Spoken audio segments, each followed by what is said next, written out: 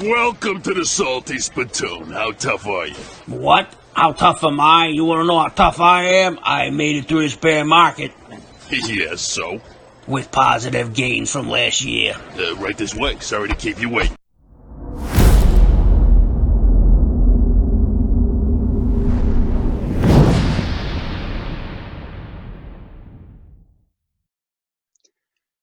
Hey everybody, welcome back to the channel.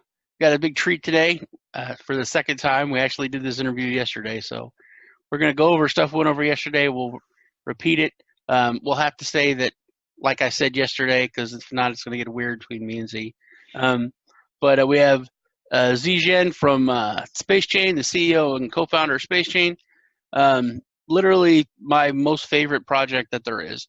And I think the biggest and most important project to humanity next to Bitcoin that has ever been created. That does kind of set it up for like a really big deal. But I've talked about it before. I've been talking about it for a long time.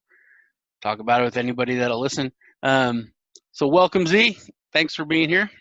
Oh, thanks, Sean, for having me. Yeah, it's great to share what we do with a more, with your audience, and we'd love to answer any kind of question you have.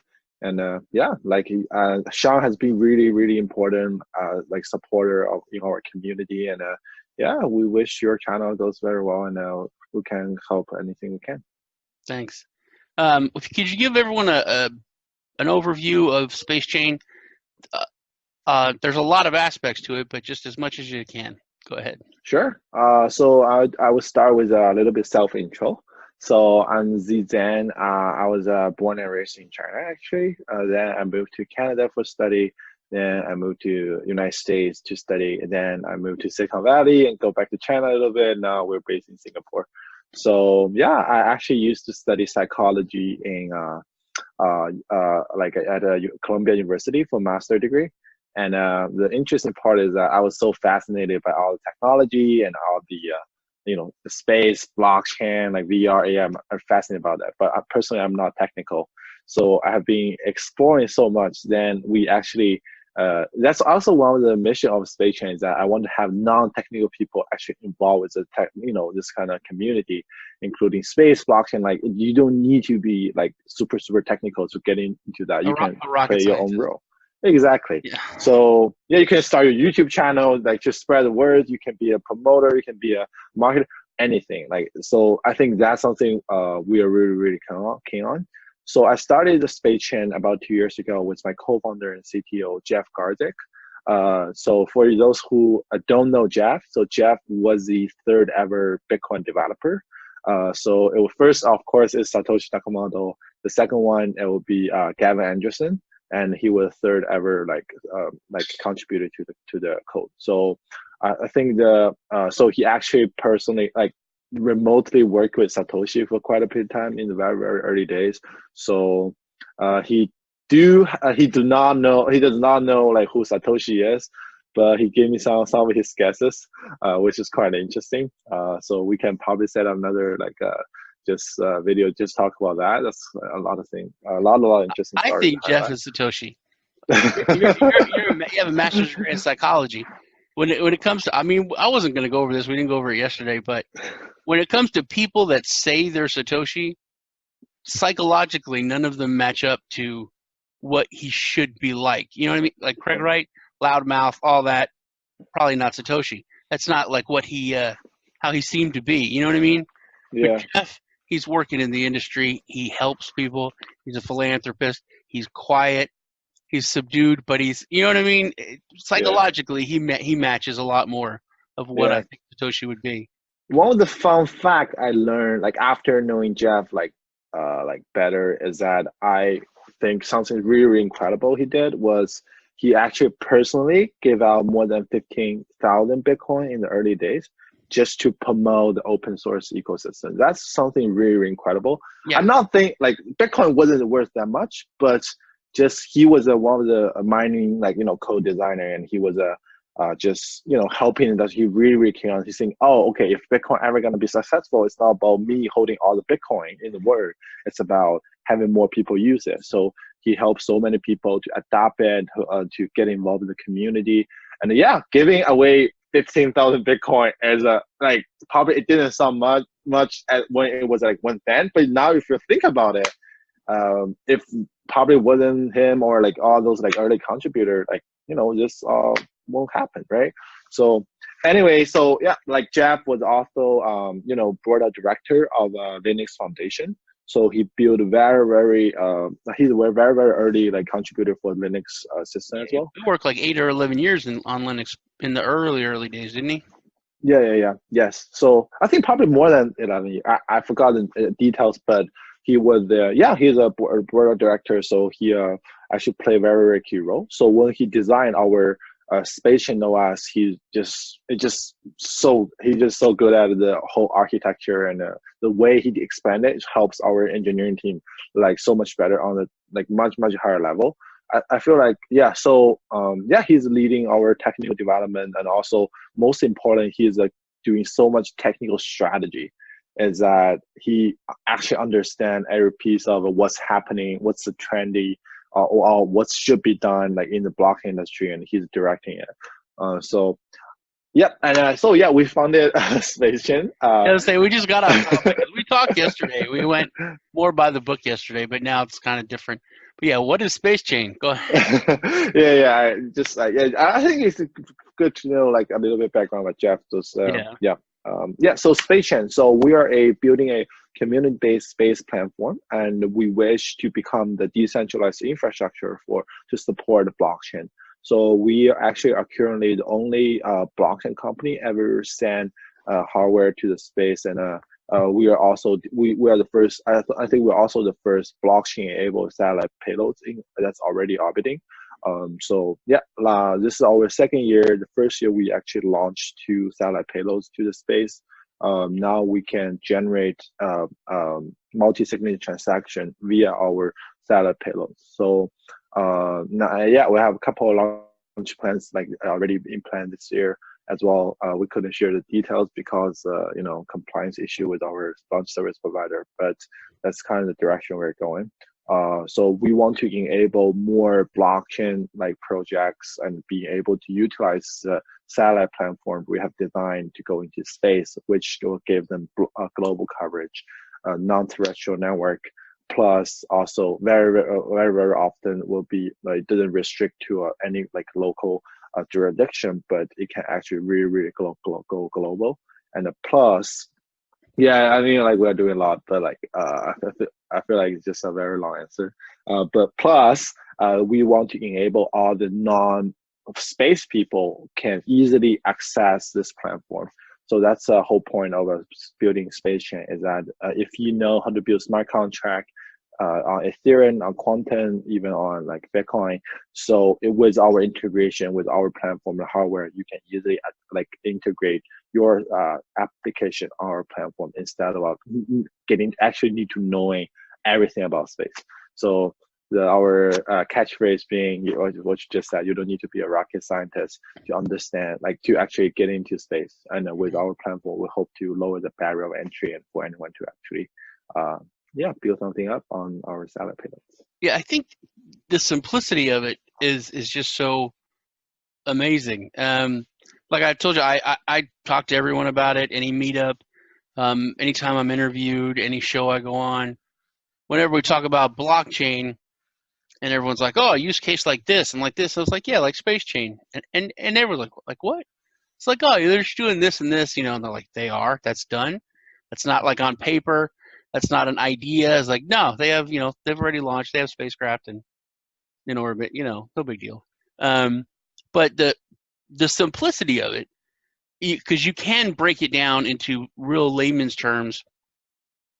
Like I had said yesterday, before, not that long ago, a couple years ago, in order for someone to have a satellite in space or to have access to that, they would have to own a satellite. They would have to build or buy one, or buy an operating system or some kind of whatever function they want it to do. And it would cost, millions or tens of millions of dollars to put that up there. And it would just do that one thing. So basically it was only open to and I made the point yesterday, open to countries and mega corporations, but not just countries. Even most, not even a lot, but most countries can't afford that. Yeah. I mean, very small countries, island countries, there's no way they could afford that. So I think what SpaceChain had done is its way it was super explained, easily, is it's kind of like launching a satellite, but the satellite, the SpaceChain OS is more like a smartphone, where all the different applications, because all that company or that country or whoever wants is for them to be able to utilize the satellite to run their application or to do their task. So they've made it so a developer can just put an application or an app on that satellite like a cell phone, and then that's all they worry about. There could be 50 apps on there. Don't have anything to do with that because you went over the sandbox technology. The increased security, the massive increased decentralization because it's not on the Earth, it's in space. Which one of the big things I thought was really not, I guess you could look at it as a security issue, but that the infrastructure is not completely dependent upon what happens on land. I mean, if there's a flood and the place where everyone talked about how Bitmain was so centralized. And if there was a flood in a certain part of China, it could have really, really wiped out a lot of the, the mining pool. And there's just little things like that, natural disasters, governments, whatever, instability, those things won't affect this. And if there was a problem like something like that, even if you created an issue or a hiccup in the chain, it would immediately be updated as soon as it reconnected to the satellite network, and everything would go back to the way it's supposed to.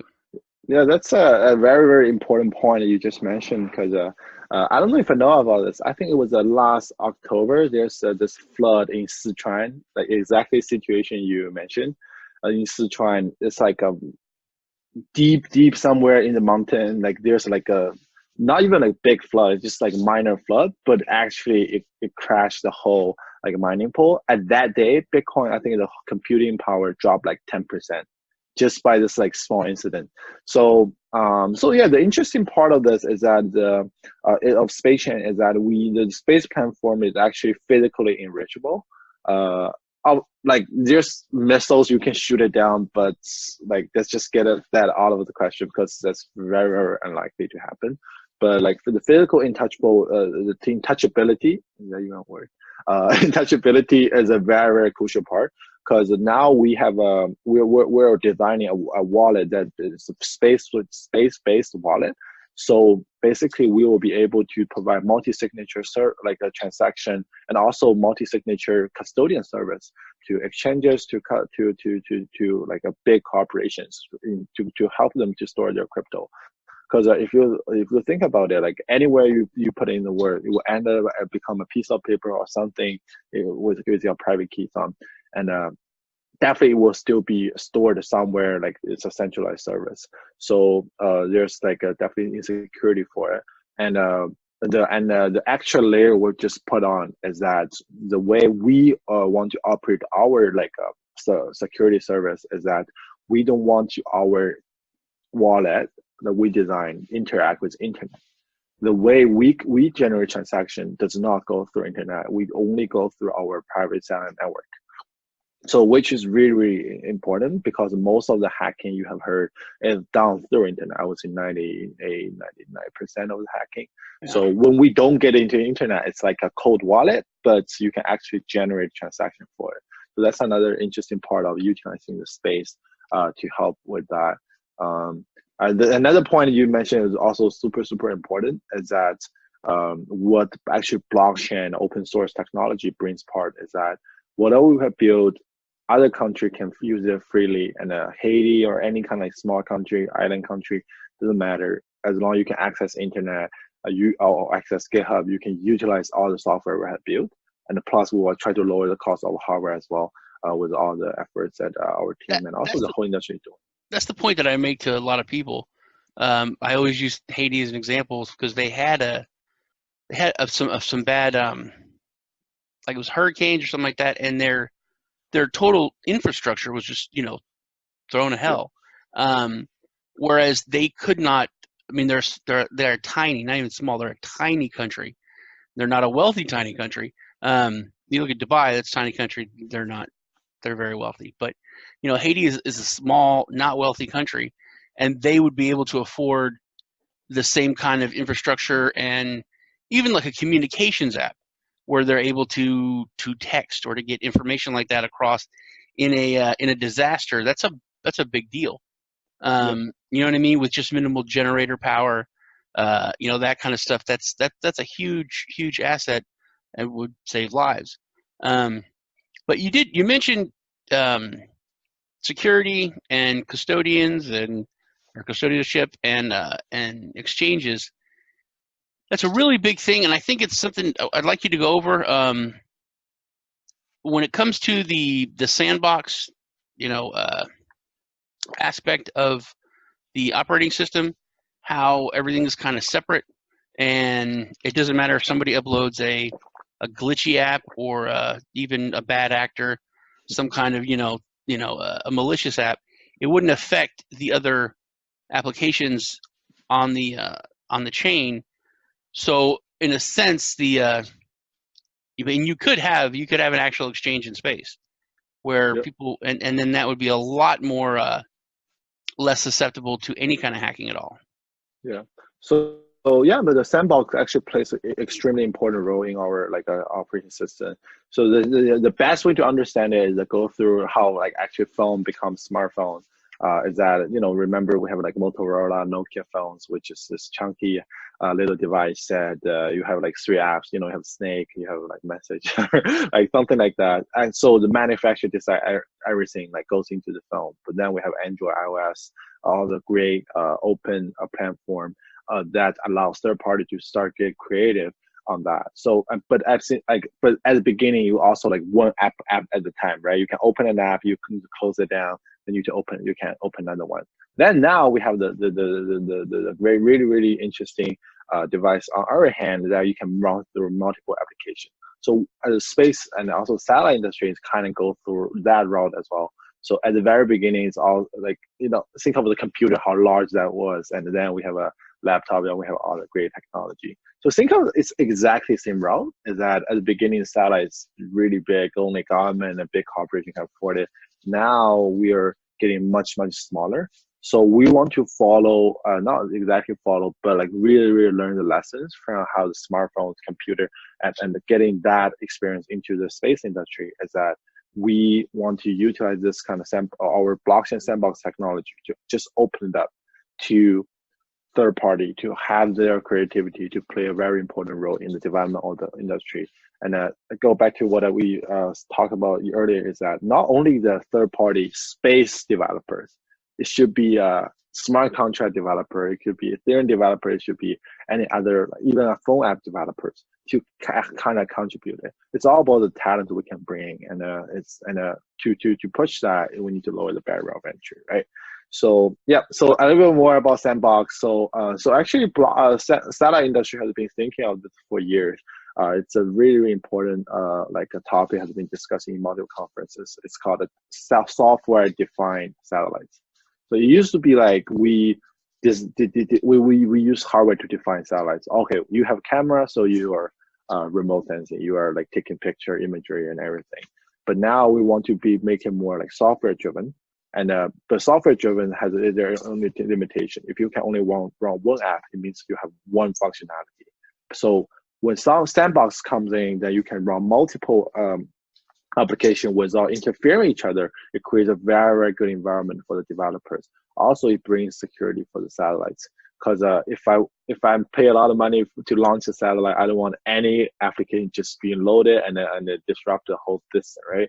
So having a sandbox to just protect them and our main system is very important. So for example, you should you be able to use the camera on the satellite, but I don't want you to touch my flight control. So otherwise you will mess up because you're not specialized in it, right? So that's kind of the rough idea, and that's what we've been doing. We're really excited about it. And it's built on the Qtum blockchain. Yes. So we initially started with Qt. Now we're integrating Ethereum and Bitcoin. So Qt is really, really interesting because it's a proof of stake model, a smart contract platform. So proof of stake, as you may know, consume much less of energy than proof of work. So running a quantum actually actually costs much less energy than the other ones. That's where we started, and we gained a really good familiarity with EVM, UTXO, all the models that Qt already adapting.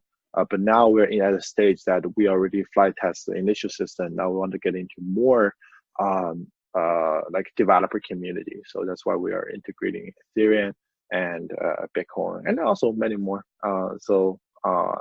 Like we talk about all the time is that we're not exactly building our own blockchain, but we want to integrate many blockchain and make them like go to space. So integrate our space system. And that's conscious effort to not build your own blockchain. Yeah, 100%. I mean, like so Jeff and I, we had a very long conversation about this all the time. Is that we at one side we're seeing so many great works being done by all the teams, right? And there are already 50, 100, 200 public chain are being built. So we don't want to repeat other people's work, and that's also they're probably just better than us at building their own public chains, because that's what their specialty. They should be doing what they're doing. But what we are really good at is understanding the space capability and how space can help blockchain, at the same time how blockchain helps space. So that's kind of the medium grounds we really want to play. And I think we still remain one of the very few players in this ground. And with 2 launches we are made, I think we're definitely one of the leader in this fusion. So that's kind of what we want to build, and let other people do their great work on the blockchain. But when they're at the stage that we think, oh, this blockchain is awesome, we see so much potential, on business, technology, and academic, whatever. As long as they're a great application, then we can integrate it and launch it. And that's what we do. And we didn't go over this, but you're really not a new kid on the blockchain. SpaceChain's been around for a while now, and you've made it through the despair, through this winter. You're a hardworking guy. See, you're always out there. You're always how many? You said you went 400,000 kilometers last year, which is insane. It's the flight is I travel way too much. Yeah. Yeah, I always say that you're the hardest working man in blockchain. You really are. Yeah. Now you've launched from China. That's where the last launches went from. But you said that before you're working with other space agencies, like space agency in Kazakhstan. Go over that a little bit, because you hit it on yesterday. It was kind of interesting. Yeah. So the whole design of the SpaceChain is that we want to use multi-jurisdiction like a launch service provider, so people don't limit to one place. And also that's actually a benefit of being a nonprofit open source like foundation at the top of the SpaceChain Foundation. So we can actually work with many different government institutions, companies all over the world. And it's really about just understanding the general environment. Because if you so I really personally, I don't like the project that actually want to go from super centralized. So this is what we have, very centralized service, go to completely decentralized. I don't think that's possible. That's not how business is done. That's not how internet was built. It never does happen like that. So the way we do it is that we want to understand the centralized system that with all the space, industry, then want to work with them and implement the decentralized components of it. Then people can see the benefits. Oh, okay. So if we actually put in open source technology on the satellites, this is what it can do. This is the business it can bring, and this is the trust we can bring to the people. And it makes sense on business terms, then they can expand it. So we are trying to work with many different jurisdictions and educate them, and also being educated about what they're doing. And we have been so the country you just mentioned, it's actually really interesting. Kazakhstan, they have a long history of space. If you're familiar with history, the first satellite, Sputnik, was actually launched in Kazakhstan, and they have geographically speaking, they have really good geographic location for a launch. You actually save a lot of fuel because of distance, and yeah, we're actually we have a great conversation with some crucial member of their space agency. They are looking at how to commercialize their facility and also their space capability, and we are very excited about that because promoting international collaboration is a main goal for us. Also, Haiti, you mentioned last year I went to Haiti Tech Conference as a speaker, so I met Jack Dorsey, I met the president of Haiti, and all that. So they're all really excited. So a lot of countries you don't think they have anything, like they are not. A lot of things they don't have that many like appearances in this like in space industry, but they're all thinking about it. Everyone is looking at it, thinking about it, and figuring it out. So yeah, we were happy to promote. That's kind of the point. Like I said, you're bringing the possibility and abilities to countries like that. That it was really just a thought or a hope, or maybe a long-term goal, but now it's kind of in a reality. You know what I mean? Yeah. I think most of the thing that's stopping the country getting to space is first of all the cost, politics, getting the frequency and like all that. But like at the beginning, it's always about the cost. So lower the barrier of entry for the cost. It's like now launching is cheaper and the hardware is cheaper, software is cheaper. Then for example, it's like $5 million budget for certain country. It's nothing. It's really nothing for a country's budget. Now they can plan it out how exactly we can use it, how to solve this kind of issue. So yeah, so that's what we're really working on. We are very fortunate. I actually meet a lot of people because of we're open source. And so that's another piece I want to mention, because if we actually not open source and it's tagged as a Chinese technology, Singapore technology, or US technology, many countries just couldn't use it directly. But since we're open source and people can just check the code and say, okay, we want to try it out, right? So so we actually at a very interesting position that many different countries want to talk to us. They want to say, at least explore the potential. So yeah, it's a lot of fun with doing politically also that would being open source opens up a lot more. Like you said, some countries wouldn't really be allowed if other countries were involved, or you know what I mean? If it was a Chinese software, the US would have a lot of reservations. You know what I mean? Yeah. But if it's an open source software, it's not like that. You're in California, right? Yeah. Now I'm at San Francisco and meeting investor and went to so this wasn't talked about in yesterday's interview, but yesterday I went to a pitch session at Draper University. So it's kind of fun because they have like 50 entrepreneurs, each present their project, and they do this like elevator pitch in 2 minutes. So you actually need to talk about your so we have the luxury to talk much more details, but they have 2 minutes to present their project to many investors. And I found something really a lot of interesting project to see, what they're doing is very inspiring. Like you actually can know, okay, still like so many places can be innovated. And this, it's kind of incredible. Hey, you talked to Tim Draper? Hung out yes. With him? So 2 days ago, I had a very good meeting with the Draper. So I actually also did an interview with him talking about SpaceChain, space industry investing, Bitcoin. He has been super active, and I think he was making his bets with different presidents of all the country in the world, saying, Bitcoin actually going to perform better than your currency. Let's see. So he's a long-term supporter of ours. He was our first investor, and he's our advisor and my personal mentor, and he is really helping us a lot. Tim Draper's a good guy. We go back a long ways. We used to play football back in high school. Yeah. He didn't know who I am, but he seems like a cool guy. Talking about the commercialization of space, I wanted to ask you this, and it seems like, especially in like former Soviet Union, other countries that have some infrastructure and technology, it really would benefit them to look at the commercialization of space. Yeah. And I think there was a launch today by Blue Origin that I was just looking in the news. on Spaceflight Insider, who does not talk about SpaceChain, and I give him crap all the time on Twitter. But where was I going? Oh, it seems like the commercialization of space would be a lot easier now. That a lot of countries would be kind of hungry for it and looking for ways to kind of cash in on it.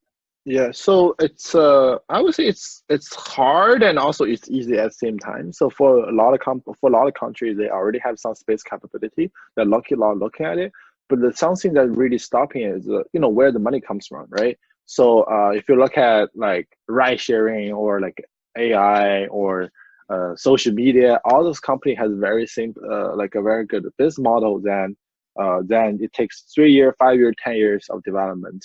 Then you can see a result. So that's where VC comes in. I actually spoke with Tim about this all the time. So he's one of the very I would say earliest VC to actually get into space. So I was like, because I asked him like, what's the rationale behind it? Because he said basically most of the VCs, they couldn't really invest into space company because you are promoting a 20-year plan, a 15, 20, 30-year plan. And the VC money normally circulates every like 5-7 years. So it's not like they don't like it, they don't want to, but it just doesn't work with the current VC model. So that's actually where we comes in. And I would say we want to really be a force in this revolution because tokenization could be a great chance for, I think, futures of space industry. Because it's not exactly VC money. It has a great secondary market that you can always get in and also exit. And so it takes a lot of design to actually make the model works. But if you look at the funding opportunities, I would say space and tokenization is actually great work, like a connection. So I think we are still the only space company launched a token. But we're already talking to so many projects. They're all interested in doing that. And we want to be this space mission studio kind of type of like service. We can help other space projects launch their token. And like actually make it work. Because we see, my very biased opinion is that I see so many teams, they're so solid. They're like 20 years. Aerospace engineers who is providing like hardware to NASA, like all the like everyone you have heard of in space industry, but they couldn't really raise funding because it's just not for VCs, So I would say commercialization and the funding opportunity always connect together. If you have a great funding model, then commercialization becomes much easier because you always need early investment for whatever you develop. Yeah, the commercialization and privatization is crazy. I own a little bit of land out in West Texas, and Blue Origin's building a space center, space launch. It's a weird, like utopian word that they use, but it's like a massive space launch compound, something like that out there, which is pretty cool. You talked about the tokenization and the token. Can you go over the utility of SpaceCoin and what it's used for? So like now we are building, like I said, the multi-signature wallet and providing this, want to provide the service to the exchanges. So we're in very close communication with a couple of the potential client partners, and we want to apply a subscription model. They can subscribe our satellite service to help them store their cryptos, and they need to pay us with our coins. And also, actually, if you happen to be a hardware nerd, then you can actually purchase our hardwares. Go through some channels like so the same one that launched to space, you can actually purchase with the coins. But it doesn't apply to most people. But there's we have set up a couple of like direct P2P transaction on that. But so the whole point is that initially we want to build a 2B business model, want to have big exchange which already capture a lot of customers, then to use our service and make a brand that we are the space guy in the blockchain. We want to people more familiar with it, and then we will. Also I discussed this with Tim a couple of days ago. We are considering going. Probably will slow down on the 2C model because we want to focus on more kind of like to enterprise.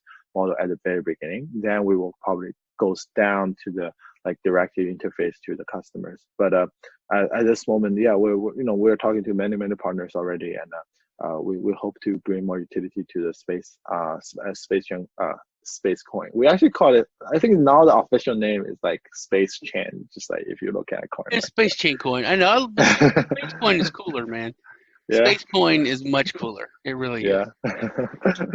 Yeah. So another thing we have been really thinking is that if other people want to launch token and partner with us, and some of the coin or some of their utility can be purchased by us as well, by our tokens as well. So I think it's all about building a larger like ecosystem rather than just focus on one project. Because as the leader of this fusion, we really want to lead the whole initiative, like instead of just growing by ourselves. So that's why you see so many workshops we have been doing, and to other like space company. I think education is a huge part of this. Yeah. Awesome. Well, that's about it that I can think of. Anything else you want to go over or talk about? Yeah, I would say just one last comment. Yeah, I really appreciate you actually take the initiative, want to do this. So like you may have already known that I'm pretty talkative when it's about SpaceChain. So I was happy to share whatever we do, and you also mentioned this a couple of times that we need to really raise our visibility in the industry. Our team is very technical and they focus on development, launching satellites. But our marketing can be definitely do a lot of like a better job. I talk to them about this all the time. So we would like to take any kind of suggestion you guys have on how to get the community more involved, how to present us better, and we can really take on those advices. And thanks all of you guys to stay in the community and stay tuned. And with our Twitter, with our Telegram. We have a multiple channel that we release news all the time. Yeah, like I told you, that's one of the reasons I started my channel, because I stumbled across SpaceChain. And then I went looking for information. There was nothing. I found one video of an interview, or it was a talk from way before, and that was it. There was nothing. And then I thought, this is weird. There's 8,000 videos on, all these Lambos and Moon Boys and all these other different coins that were coming out back then. It was 2017. But there was nothing on this really amazing project with amazing people. I mean, you, Garzik, the team is crazy. The idea is crazy. The fact that you're so far ahead, you were so far ahead a year ago, when everything else is just white papers and thoughts and scams. So it was frustrating. And my kids have a YouTube channel. And the kids say, you should start a YouTube channel. I was like, I don't want to do that. That's a lot of work. I'm busy. I got a job. I got to take care of 2 sets of twins. I've had, I got too much on my plate, man, to worry about that. But it was just so frustrating. So I just started it. I went over just stuff that people wouldn't talk about. You know what I mean? Things I thought were cool and interesting, and it was fun. It's kind of grown into something I do almost full time now. This is awesome. I really like your channel, and you have been really doing a lot, and it's great. And obviously, I think you are having fun doing it. So congratulations, definitely. I have a new news channel I just started, which I do daily news. But everybody, head over. It's one thing about SpaceChain; they're really good on announcements.